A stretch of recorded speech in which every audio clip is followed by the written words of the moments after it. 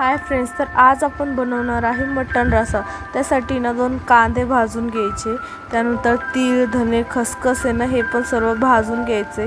त्यामध्ये 1 टमाटर, 2-3 लसणाच्या पाकळ्या आणि लाल मिरची वापरली मी, ती मिक्सरमध्ये काढून घेतली आणि तो मसाला मग आहे ना तेलात मस्त आहे ना फ्राय करून घ्यायचा, मस्त काढून घ्यायचा सगळं।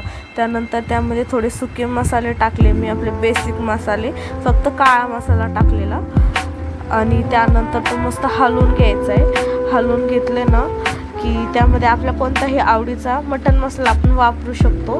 मी ते सुहानाचा आहे ना मटण मसाला त्यानंतर त्यात ॲड करून घेतला आणि मग आहे ना तो मसाला तेल सुटोस्तवर ना हलवत राहायचं। तेल सुटोस्तवर हलवला का त्यानंतर ना त्यामध्ये मी मटण ॲड केलं आहे आणि आपल्या घरात किती मेंबर आहे हे बघून आपण पाणी कमी जादा करू शकतो। तर त्यानंतर मी त्यावर मस्त कोथिंबीर टाकून घेतली आहे आणि कोथिंबीर टाकून घेतली। मग आम्ही सर्वजण आहे ना सोबतच आहे ना जेवायला बसलो। तरी ते सर्वांना आहे ना भाजी खूप आवडली होती, यांना पण भाजी खूप आवडली, ते कसं करताय बघा।